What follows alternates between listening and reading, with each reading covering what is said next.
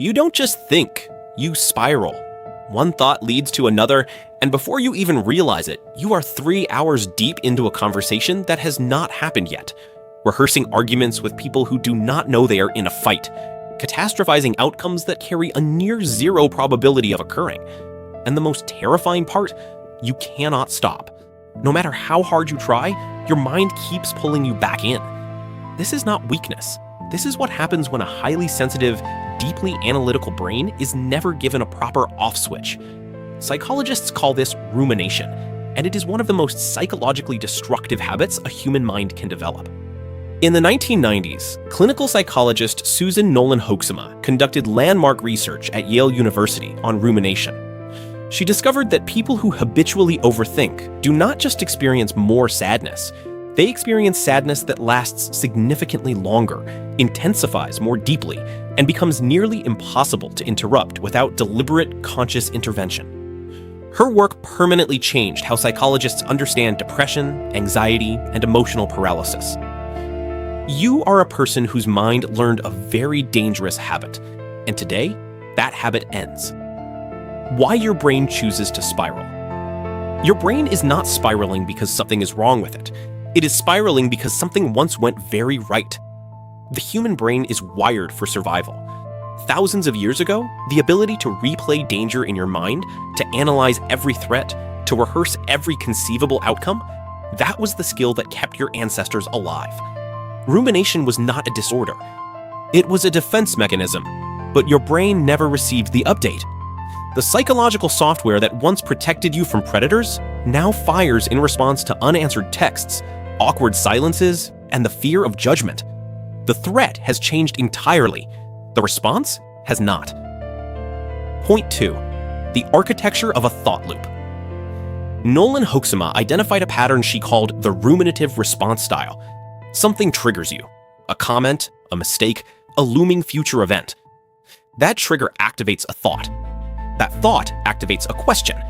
Why did this happen? What does it mean? What if it gets worse? And the question generates more thoughts. Not answers, just more questions. This is why overthinking feels so exhausting. You are not solving a problem. You are feeding it. Every cycle deepens the neural groove. Every repetition accelerates the spiral. In a very literal neurological sense, you are practicing suffering. Point 3. The distortions fueling the fire. Beneath every spiral, there are cognitive distortions. Psychologist Aaron Beck, the father of cognitive behavioral therapy, identified these as automatic negative thoughts, beliefs your brain accepts as absolute truth without a shred of supporting evidence.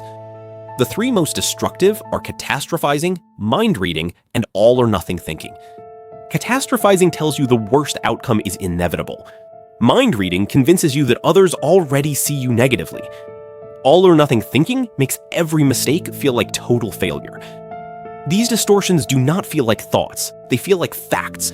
That is precisely what makes them so dangerous. Point 4. The 5-minute interruption protocol. You cannot think your way out of a thought spiral. That approach only deepens it. You must interrupt it at the neurological level.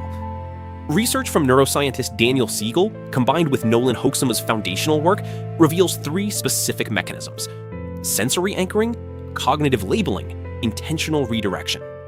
Sensory anchoring pulls your brain out of abstraction and returns it to the physical. Place both feet flat on the floor. Press your palms against a hard surface. Name 5 things you can see right now. Not feel, not fear, see. This activates the prefrontal cortex and quiets the amygdala's alarm system. Cognitive labeling is even simpler. The moment a spiral begins, say internally, "I am having the thought that." This metacognitive act creates immediate distance between you and the thought. It moves you from living inside the experience to observing it from outside. Intentional redirection means deliberately engaging your mind in a task requiring focused attention. A short walk, mental arithmetic, writing 3 honest sentences about what you are actually feeling. Anything that demands your complete presence. The existential and emotional impact. The cost of an unchecked spiral is not just discomfort, it is a life unlived. Chronic overthinking quietly erodes confidence, not because you are incapable, but because your mind has rehearsed failure so many times that it now feels more familiar than success. It damages relationships, not because you do not care, but because you care so intensely that you withdraw before anyone gets the chance to reject you first. It steals sleep. It distorts memory. It makes the past feel heavier than it was, and the future far more dangerous than it will ever be. And most painfully, it creates a profound, aching loneliness, because you cannot explain to someone who has never felt it just how deafeningly loud the inside of your own mind can become. But here is what the research also reveals. Overthinkers are consistently among the most empathetic, creative, and perceptive people alive. Your depth of thought is not the enemy. The absence of a release valve is, and valves can always be built. Philosophical resolution and retention lock. The mind that spirals is not a broken mind. It is a powerful mind that has lost its direction. You were never meant to silence your thoughts. You were meant to hold them without being held by them. That is the entire difference between a mind that suffers and a mind that grows. Every time you interrupt a spiral, you are not suppressing your mind. You are training it. You are proving to your nervous system that you are safe, rewriting the pattern one moment at a time. The 5 minutes you take to anchor, to label, and to redirect are not 5 minutes stolen from your day. They are 5 minutes invested in the version of yourself who no longer suffers in silence. If this spoke something you have felt but never been able to name, write it in the comments. Not for the algorithm, for yourself, because putting language to pain is always the first step toward releasing it.